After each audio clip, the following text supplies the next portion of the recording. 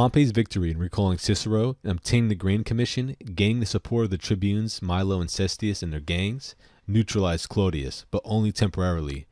Pompey's victory only lasted for a moment and had renewed the resentment against him.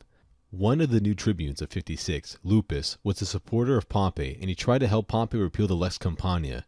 But the Senate would not take the matter seriously without Pompey's presence, and this was actually an effort to delay the issue. The issue itself seemed to have been thrusted into the background when the fate of Ptolemy Auletes of Egypt was to be decided.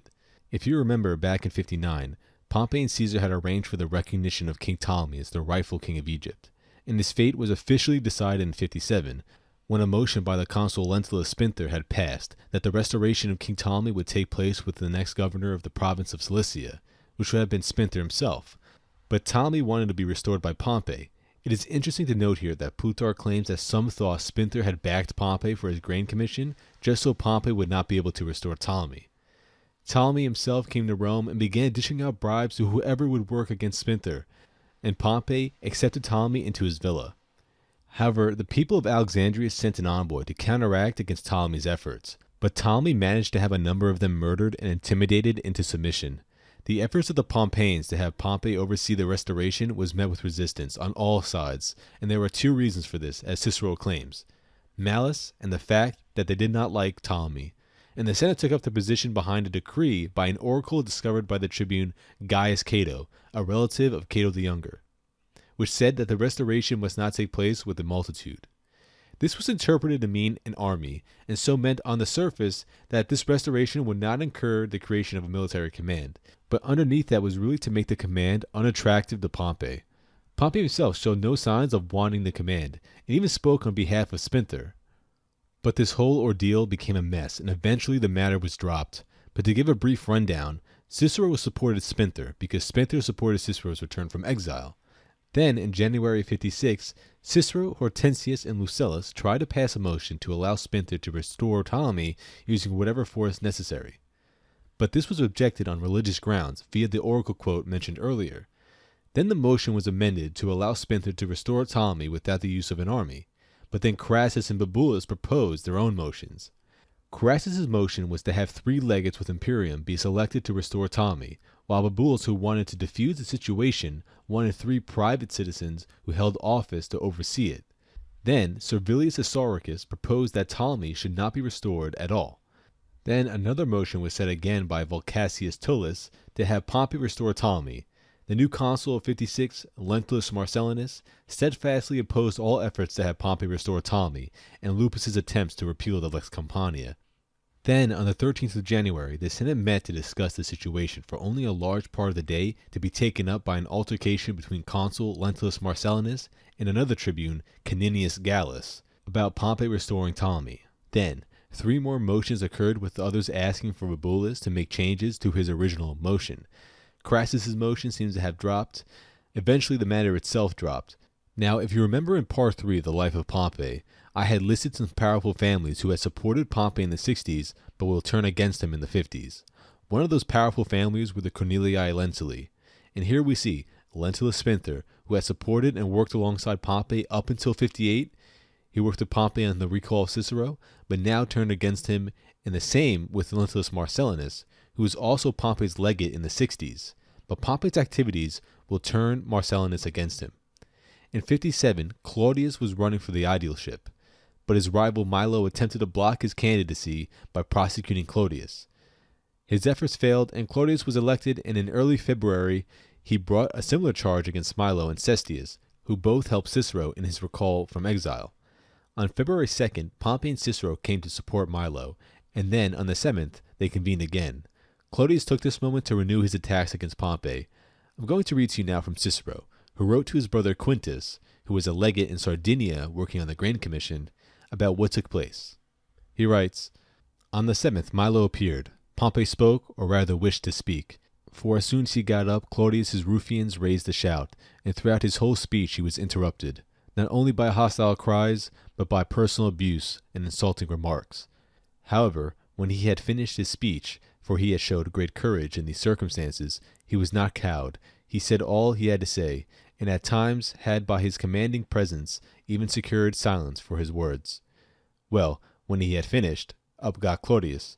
Our party received him with such a shout, for they had determined to pay him out, that he lost all presence of mind, power of speech, or control over his countenance. This went on up to 2 o'clock, Pompey having finished his speech at noon, and every kind of abuse and finally epigrams of the most outspoken indecency were uttered against Claudius and Claudia. Mad and livid with rage, Claudius, in the very midst of the shouting, kept putting questions to his claque. Who was it who was starving the commons to death? His ruffians answered, Pompey. Who wanted to be sent to Alexandria? They answered, Pompey. Who did they wish to go? They answered, Crassus. The latter was present at the time, with no friendly feelings to Milo. About 3 o'clock, as though at a giving signal, the Claudians began spitting at our men. There was an outburst of rage. They began a movement for forcing us from our ground. Our men charged. His ruffians turned tail. Claudia was pushed off the rostra, and then we too made our escape for fear of mischief in the riot. The Senate was summoned into the Curia. Pompey went home. However, I did not myself enter the Senate house, lest I should be obliged either to refrain from speaking on matters of such gravity or in defending Pompey, for he was being attacked by Bibulus, Curio, Favonius, and Servilius the Younger, should give offense to the loyalist. The business was adjourned the next day. Claudius fixed the Quirinalia, 17th of February, for his prosecution. On the 8th, the Senate met in the Temple of Apollo, that Pompey might attend. Pompey made an impressive speech. That day nothing was concluded. On the 9th, in the Temple of Apollo, a decree passed the Senate that what had taken place on the 7th of February was treasonable. On this day, Cato warmly inveighed against Pompey, and throughout his speech arrayed him as though he were at the bar. He said a great deal about me, to my disgust, though it was in very laudatory terms. When he attacked Pompey's perfidy to me, he was listened to in profound silence on the part of my enemies. Pompey answered him boldly, with a palpable allusion to Crassus, and said outright that he would take better precautions to protect his life than Macronus had done, whom Gaius Carbo had assassinated. Accordingly, important events appear to me to be in the wind, for Pompey understands what is going on, and imparts to me that plots are being formed against his life, that Gaius Cato is being supported by Crassus, that money is being supplied to Claudius, that both are backed by Crassus and Curio, as well as by Bibulus and his other detractors, that he must take extraordinary precautions to prevent being overpowered by that demagogue, with a people all but wholly alienated, a nobility hostile, a senate ill-affected, and the younger men corrupt. So he is making his preparations and summoning men from the country. On his part, Claudius is rallying his gangs. A body of men is being got together for the Quirinalia. For that occasion we are considerably in a majority, owing to the forces brought up by Pompey himself. Now Claudius bringing up Crassus's name for the restoration of Ptolemy was probably just to get under Pompey's skin. It is doubtful that Crassus, who was present at the trial, wanted to restore Ptolemy. But at the end of that quote, in a private conversation with Cicero, Pompey truly believed that a plot was underway to have him assassinated. And what this really shows is how Pompey felt in this moment, that he could no longer endure being the bad guy, that he could no longer withstand being treated almost as an enemy of the Republic, and in terms of his relation with his triumvir partner Marcus Crassus, that he felt no security in his relationship with him. There could be no doubt at this point that Pompey did not see clearly the consequences of his pact with Caesar and Crassus in 59 and in 56. He found himself in a similar situation to the one in 60, except in 56, his links to the nobility were much more closed and alliances were not available to him. Crassus and Caesar were discreetly backing away from Pompey, as Pompey's influence in Rome was fading away. Pompey notices this with Gaius Cato acting on behalf of Crassus, and Pompey sees it now with Caesar, whereby Vatinius, the man who proposed the measure in 59 granting Caesar his 5-year command in Cisalpine Gaul and Illyricum, was working alongside Claudius against Pompey at the trials of both Milo and Cestius in early 56. Another trial took place in 56 where a minion of Claudius, Sextus Cloelius, was prosecuted in retaliation by Milo in March, but he was acquitted despite being obviously guilty. The reason being, as Cicero says, he had no doubts, the Senate voted overwhelmingly in favor of acquittal because of their hatred for Pompey. But something will happen that will give Pompey the edge. Cicero brought up in April the issue of the Lex Campania again, and a decree would actually be made allotting Pompey 400,000 sesterces. This victory gave Pompey an edge because it allowed him room to maneuver, and with how his partners Crassus and Caesar were treating him, it gave him an opportunity to denounce the coalition between Caesar and Crassus, making room for him to move closer with the Senate. This was no doubt Cicero's intention. This would have meant disaster for Caesar, who relied heavily on Pompey's support and probably the companion land for his troops, especially since Domitius Anabarbus, backed by the Catonians, was running for the consulship on the platform of replacing Caesar in Gaul. And for Crassus, it would have stifled his rise in influence. Cicero's actions in helping Pompey opened up the way for Pompey to recover the initiative when it had seemed almost completely lost. Cicero's action made Crassus and Caesar desperate. As soon as Crassus heard the news of the Lex Campania, he made haste to inform Caesar at his winter camp in Ravenna, and Caesar hurried south to catch Pompey before he set sail to Sardinia on April 11th. What took place was the famous conference at Luca. Now, what exactly was discussed at Luca will probably never be known, but we can conjecture. Caesar and Crassus were both upset with Cicero, and when they finally met with Pompey, it was agreed that Cicero would be kept in check. Pompey will tell Cicero to drop the companion land issue, and at the next Senate meeting, it won't even be brought up.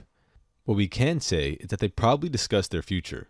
Caesar's renewal of his 5-year command, consulship for Pompey and Crassus, as well as probably new commands. But how they would implement this was a whole nother matter.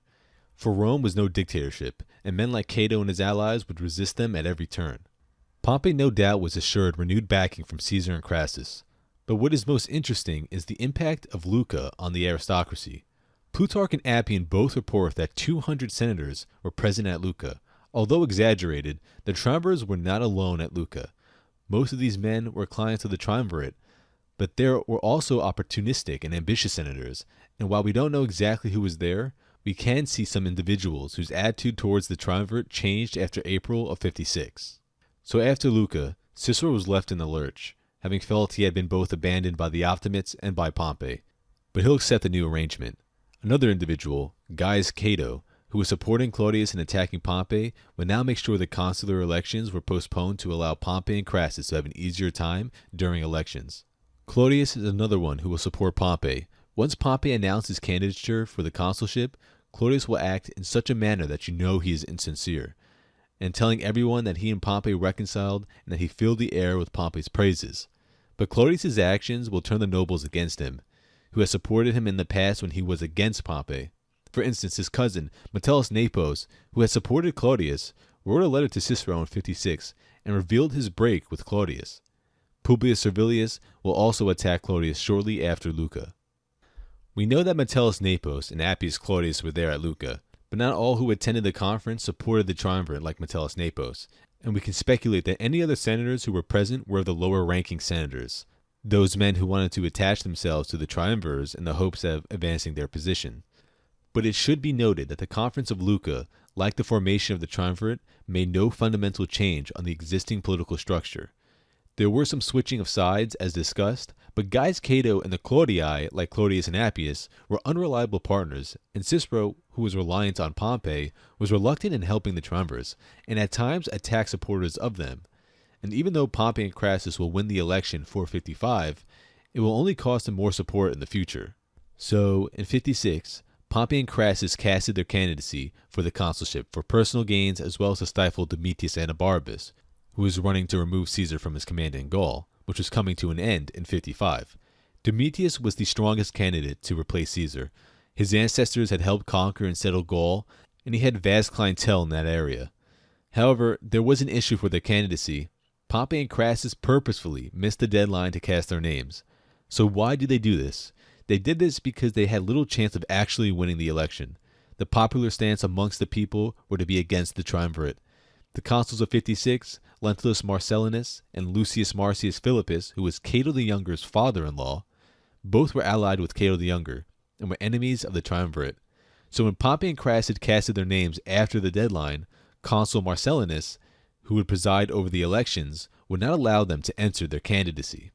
So the triumvirs had Gaius Cato, who was tribune, to use his powers of intervention, with the help of Claudius and his gangs, to block the election until Marcellinus was out of office, which would then pass to an interrex, which was a period of 5 days where a special magistrate was elected from amongst the plebeians to oversee the election, and so the triumvirs hoped to get someone who was more friendly towards them to obtain the office. During this interregnum, this special election, Pompey and Crassus could hope for more favorable results. Now, during this time, the other candidates withdrew from the election, except for Domitius Anobarbus, who had the backing of mighty Cato. Because of this, strong-arm tactics were required. The triumvirs were determined to prevent Domitius from entering the forum, and so used violence. The election finally occurred, and because it was winter, Caesar was able to bring his soldiers to Rome to vote, and thus Pompey and Crassus were elected. Upon their success, they also defeated Cato, who was running for the praetorship, whereby they got Vatinius, a supporter of Caesar, elected. This success was only for the short term. The propaganda and the moral posturing of the Catonians were more effective in the long run. Painting the triumvirates as tyrants and revolutionaries turned the conservative Romans against them. In 54, the elections would run normally. However, despite using bribery, intimidation, illegality, and force to win the election, once in office, Crassus and Pompey had passed measures that strengthened republican institutions. Crassus sponsored a law that made it a formal crime to employ groups of men for the purpose of corrupting or intimidating voters, and Pompey sponsored a law which the details of the measure is obscure. However, Asconius mentions one feature of the law. While jurors were still drawn from the Senate Equites and the Tribune Aerari, they were to be drawn from the highest class of people. The intent was to have individuals who were less susceptible to bribes. In April, Cicero visited Pompey, to which Pompey claimed that he was unhappy with public affairs and with himself. Pompey also expressed his lack of interest in Syria and Spain, which had been proposed as consular commands by the tribune Gaius Trebonius. Crassus was the same way. When opposition for his provincial command grew, he struck a senator in the face and sent him bleeding from the forum. What these frustrations show is that these two men were struggling for status, or dignitas. It was known that Crassus wanted Syria to gain a couple of conquests under his belt, but Spain for Pompey offered no such conquests on the level of Caesar or what Crassus could obtain with war against Parthia. And he also had built up clientele in Spain already during the war with Sertorius. It is possible that Pompey anticipated that in the future, war against Caesar was a possibility, and that having Spain under his command would prove to be a valuable asset. But Pompey himself will remain in Rome to keep his eyes and ears to the ever-changing political arena and to take any valuable opportunities that present themselves. The law of consular commands proposed by Tribune Trebonius will not pass without considerable opposition. The two tribunes, Gaius Attius Capito and Publius Aquilius Gallus, were deterred by force while Cato and Favonius spoke against the bill. These men employed vetoes, filibusters, and religious objections in an attempt to block the proceedings. Cato himself attempted to filibuster, which led to him being arrested again. Nenius, the tribune of 58 who helped Pompey in his efforts to recall Cicero, was also against the proposal, but the law nevertheless passed. Once it passed, they were able to pass a law granting Caesar 5 more years on his command. But Pompey would help pass this bill not without warning from Cato and Cicero.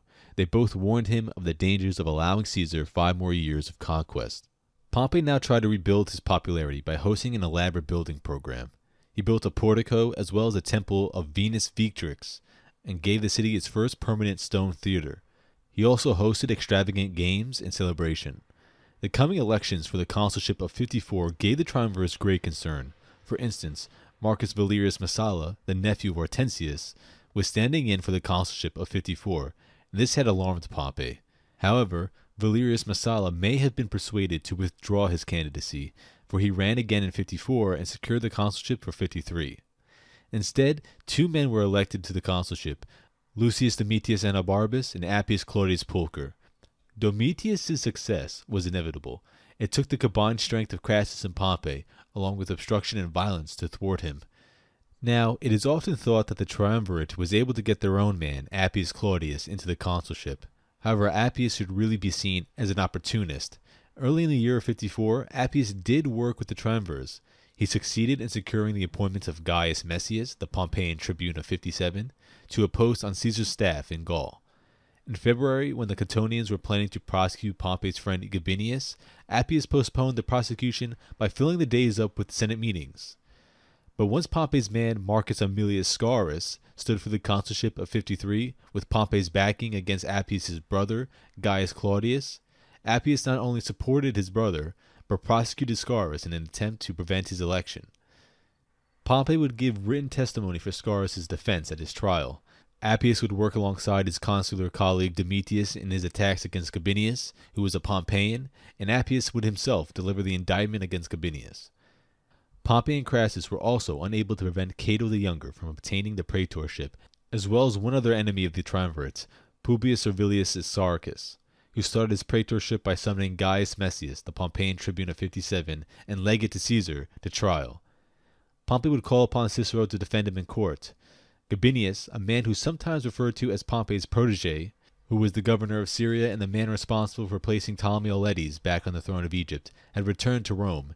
In fact, he had to sneak into the city by night on the 27th of September, to which he was immediately faced with 3 groups of accusers for treason, bribery, and extortion. When he was summoned to appear on a charge, he was almost attacked by a hostile mob. He would go on to be attacked verbally by senators and tribunes. Cicero thought Gabinius to be doomed, but Pompey put forth all of his effort and was able to get Gabinius acquitted, but he would be tried again, and this time with Cato the Younger sitting as praetor over his trial. He was condemned and forced into exile. It is around this time that Julia, Caesar's daughter and Pompey's wife, died in childbirth. Pompey loved Julia dearly, and he was devoted to her in every way, and no doubt when things became difficult between Pompey and Caesar, that she was the reason Pompey stuck with him for so long. Pompey was going to bury Julia at his villa in Alba, but the Roman people cried out to have her buried in the Campus Martius. To be buried there was an honor only granted by the Senate, and men like the dictator Sulla were buried there. There was some pushback against it, but the people got their way and Julia was buried in the Campus Martius. Her death made no change to the relationship between Pompey and Caesar, but it did open up Pompey to look for a new wife and new marriage alliances, which might result in him moving closer with the optimates. Caesar, in the future, will offer Pompey another marriage alliance, and we will see as we continue. Towards the end of 54, all 4 candidates for the consulship were being prosecuted for bribery. The candidates were Gnaeus Domitius Calvinus, Marcus Valerius Messala Rufus, Gaius Memmius, and Marcus Aemilius Scaurus. Now Calvinus was from a family who could trace their consulships back to 332 BC. He was an outspoken opponent of the triumvirates in 59 and worked alongside Bibulus, Caesar's co-consul and Cato the Younger's brother-in-law. Calvinus was being prosecuted by his fellow candidate Gaius Memmius. Memmius himself was being prosecuted by Quintus Acutius, and Messala, who was a relative by marriage to Sulla and nephew of Hortensius, was being prosecuted by Quintus Pompeius Rufus, and Scaurus was being prosecuted again by Triarius. Now, the consuls Domitius and Abarbus and Appius Claudius wanted to hold the elections, but the candidates made attempts to delay it. But Cicero thought no matter what, that Calvinus and Messala had the best chances of winning, to which would come at Pompey's great displeasure. As November rolled around, many Romans grew anxious at the possibility of a dictatorship. It got to the point that Pompey had to declare publicly that he had no intentions of being a dictator. Cicero noted that Pompey never said that he would refuse the offer, but as long as men like Gaius Lucilius Hirus and Marcus Corlius Minicianus were calling for Pompey to be made dictator, it began to be impossible for Pompey to convince people that he did not want to be one. Hostilities increased. Men like Milo began to attack Pompey, and as a result, Pompey withdrew to wait things out. So the year 53 began with no consuls, and it would stay that way until July. Eventually, the Senate called upon Pompey as proconsul to assist with overseeing the elections. To have no consuls for half the year meant an unstable government. The people were anxious and insecure, and public business came to a stop. On top of this, news came from the east. Crassus and his legions came to a disastrous defeat at the hands of the Parthians at Carrhae. This was a huge blow to Rome's military pride. Now, the loss of Crassus within the first triumvirate meant an increase in the likelihood that Pompey and Caesar might come to blows, and that this might be more disastrous than it would have otherwise been if Crassus was still alive. Now, with the new consuls freshly installed in July, meant the new chief magistrates had to immediately begin preparing for the next elections, which meant that anyone running for the consulship for 52 would have to do so in haste. Given a shorter period of time meant that the electioneering would be much more extreme than before. It is also around this time that Caesar will make his move and offer Pompey his great niece, Octavia, in marriage. But this would require many divorces. Octavia was already married to Gaius Claudius Marcellus, the soon-to-be consul of 50. Caesar also reached out to marry the daughter of Pompey, who was married to Faustus Sulla. Pompey refused, and it would only be after 52 when he would marry Cornelia, the daughter of probably the noblest man in Rome. Quintus Caecilius Metellus Pius Scipio Nasica, and more will be discussed on that individual in the next episode because he will run for the consulship for 52. This move by Pompey has been seen as a move away from Caesar and closer towards reconciling with the optimates, and there is no doubt that both Caesar and the optimates saw it that way. But it is better to look at it as Pompey being placed in between Caesar and the optimates, that the relationship did shift, but only slightly. And that is the end of this video. Thank you all for watching, and have a good day.